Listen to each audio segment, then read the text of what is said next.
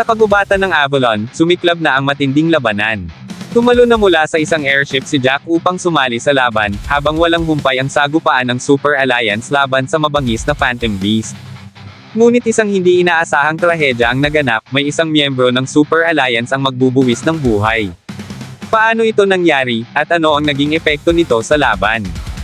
Ito ang tatalakayin ko ngayon, kaya kung handa ka na, Teren, at simulan na natin. What's up mga Koops, Manga Moto nagbabalik. Record of Ragnarok spin-off, Jack the Ripper Case Files Kabanata 45. Ang 100-Headed Dragon Army. Sa umpisa ng kabanata, makikita ang isang detalyadong mapa na naglalarawan ng mga ruta ng tatlong pangunahing puwersa, ang Mother Goose, Big Five, at Sentinel. Ang mga ruta ay malinaw na nagpapakita ng estratehiya sa kanilang pagsalakay. Gayunpaman, naghihintay sa kanila ang isang mabangis na hukbo ng mga nilalang na kilala bilang Phantom Beasts, kasama ang mga enhanced humans na bagamat nasa proseso pa ng eksperimento, ay isinabak na sa labanan. Ang hukbong ito ay pinamumunuan ng tatlong mabagsik na leader, ang Minotaur, Griffin, at Cockatrice.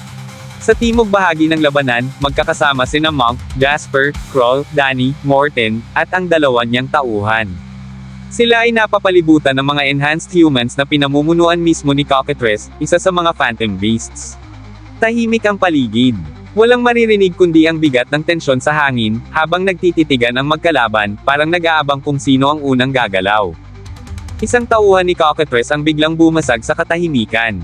May puntos ba kami sa bawat mapapatay namin? Tanong nito na may halong kumpiyansa, kasabay ng ngiting tila ba sigurado siyang may mapapatay siya sa grupo ni Monk. Napalingon si Cockatrice bago sumagot, sa bawat patay ay may puntos. Iyan ang narinig niyang utos mula sa kanilang boss, si Zachariah. Sa narinig, agad na sumugod ang tauhang nagtanong. Tumalon ito patungo kay Morten habang sumisigaw, sino mang unang matapos, siya ang panalo. Mabilis ang kilos ng enhanced human. Ang kanyang kamay ay nagbago ng kulay, tila naging isang sandatang bakal. Sa isang iglap, bumagsak ang kanyang kamay sa kinaroroonan ni Morten, ngunit mabilis itong nakaiwas. Sa lakas ng pag-atake, nagkadurog-durog ang lupa sa lugar na kinatatayuan ni Morten kanina. Nagulat ang buong grupo ni Morten sa taglay na lakas ng kanilang kalaban. Gayunpaman, hindi nagpatinag si Morten. Sa halip na matakot, bumunot siya ng baril, habang lihim na humanga sa pambihirang lakas ng kanilang kalaban. Kasabay nito, sumugod ang dalawa niyang tauhan, hawak ang kanilang saber swords. Sa utos ni Morten, pinaputukan niya ang kalaban habang papalapit ang kanyang mga tauhan. Dalawa lang ang pagpipilian mo, panunuyan niya. Ang bala ko o ang espada nila. Habang mabilis na papalapit ang bala papunta sa enhanced human, walang bahid ng takot sa mukha nito. Itinaas niya ang kanyang kamay na tila naging bakal at tinanggap ang bala. Sa lakas ng kanyang braso, nailihis niya ang bala sa ibang direksyon. Patungo ito sa isa sa mga tauhan ni Morten, ngunit mabilis na nasalag ng kanyang saber sword ang bala. Ang isa pang tauhan ni Morten ay tuloy sa pag-atake gamit ang espada. Katapusan mo na, sigaw niya, sabay isang mabilis na atake. Ngunit nagawang umiwas ng enhanced human sa pamamagitan ng pagliyad ng kanyang katawan. Sa parehong iglap, tumigas muli ang kanyang kamay. Sa isang makalkuladong galaw, inabot niya ang dibdib ng tauhan ni Morten at ginamitan ito ng matinding puwersa. Tumagos ang kanyang kamay sa katawan ng tauhan, dahilan upang bumulwak ang dugo nito. Nagulantang si Morten, habang nakatingin sa katawan ng kanyang tauhan. Hindi pa natapos ang kagimbal-gimbal na tagpo. Binalibag ng enhanced human ang walang buhay na tauhan ni Morten, dahilan upang tumilapon ito. Natanggal ang maskara nito, at lumitaw ang dugo ang mukha. Sa sunod na panel, si Danny ay nanatiling tulala sa nakita, habang si Monk naman ay nagpakita ng seryosong ekspresyon. Sa kabilang banda, si Cockatrice ay tumatawa pa. Unang puntos, sigaw ng enhanced human, sabay ng isang masidhing tingin sa grupo ni Monk. Tila sabik itong pumatay pa. Muling lumingon ang enhanced human kay Cockatrice at nagtanong, makakakuha ba siya ng puntos? Nakapatay na kasi siya ng isa. Tumungo si Cockatrice bilang sagot, pinagtibay ang kanilang kasunduan. Hindi makaimik si Morten, samantalang si Jasper ay napatitig sa napakaraming kalaban. Napabulong ito, grabe ang lakas ng enhanced human na kalaban nila.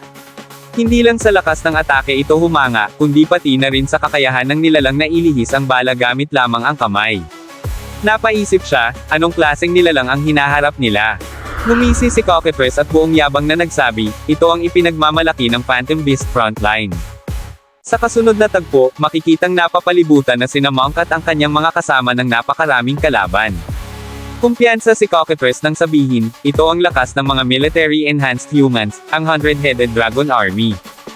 Ipinaliwanag pa niya, bawat isa sa kanila ay may kani-kanyang katangian. Lahat sila ay may abnormal na developed muscles na kayang patigasin kahit anong bahagi ng katawan, kaya nilang ilihis ang mga bala. Ganyang kalala ang mga enhanced humans. Sa isip-isip ni Monk, gumawa talaga sila ng mga halimaw.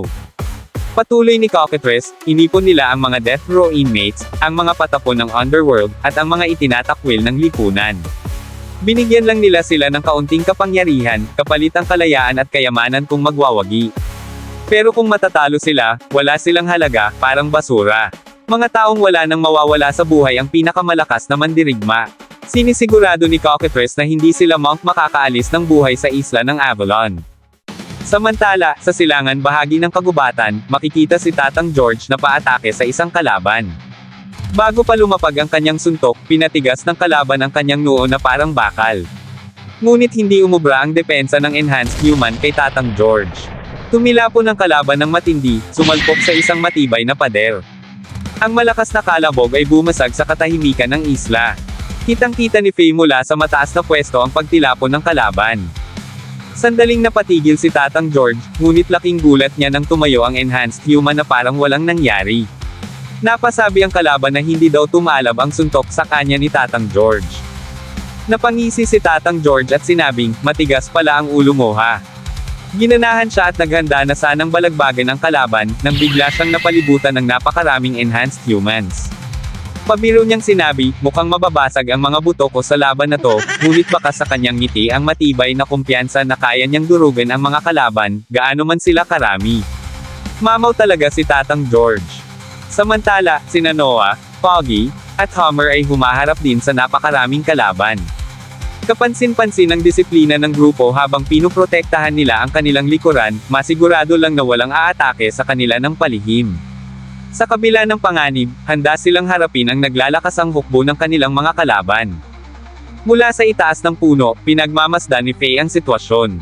Napabulong siya, delikado ang ating kalagayan. Ang bawat Royal Dragon, mga enhanced humans ay napakalakas. Samantala, natatawang nasabi ni Tatang George, malayo na talaga ang narating ng Project G experiment. Alam na alam ito ni Tatang George kaya't ganoon na lamang ang kanyang kumpiyansa habang sinasabi ito. Narinig ni Rowan mula sa malayo ang sinabi ng matanda, at naisip niya na talagang akma ang bansag na dreadnought kay Tatang George. Sa kabila ng masamang sitwasyon, puno pa rin ito ng sigla at enerhiya. Ngunit bago pa magpatuloy ang pag-uusap, bigla siyang naghandang umatake. Napansin ito agad ng veteranong pinuno ng Sentinel. Hawak ang dambuhalang palakol, sumugod si Rowan ng buong puwersa. Nakapagdesisyon si Rowan na ang leader ng Sentinel ang uunahin niyang tapusin.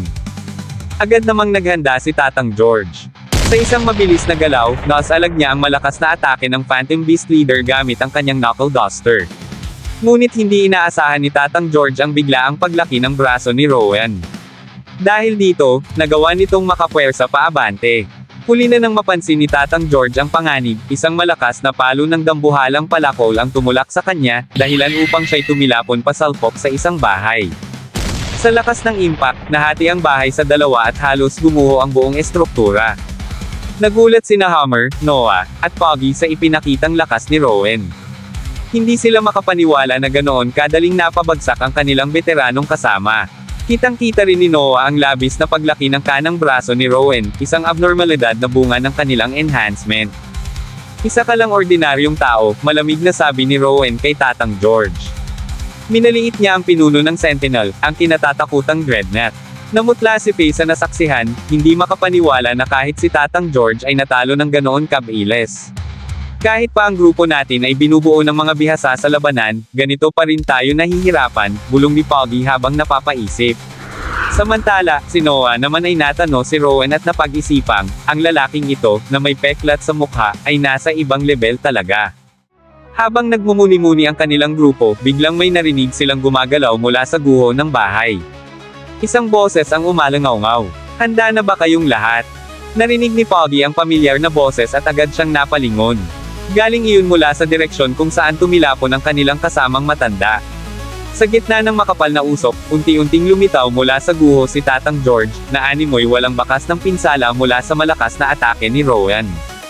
Walang takot na naglakad si Tatang George sa harap ng napakaraming kalaban at mariing sinabi, "Mula ngayon, kung hindi nyo ibibigay ang lahat, wala ni isa sa inyo ang makakaalis ng buhay sa isla."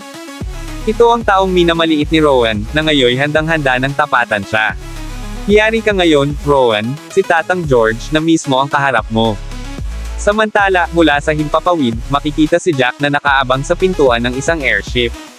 Nakatingin siya pababa, sinisipat ang mga nagaganap na labanan. Ngumiti siya at aniya, maganda ang tanawin sa ibaba. Sa sandaling iyon, napagdesisyonan na niya kung saang grupo siya tutulong. Magsisimula na ang laro ngayon, bulong niya. Tumalon siya mula sa sasakyang panghimpapawid at may maangas na pagbanggit, huling dumadating ang mga hero. Isang napakaangas na entrada mula sa ating bida na si Jack. At dito na nagtapos, alam kong bitin ka sa kwentuhan natin, kaya sorry na agad. Shoutout po muna kina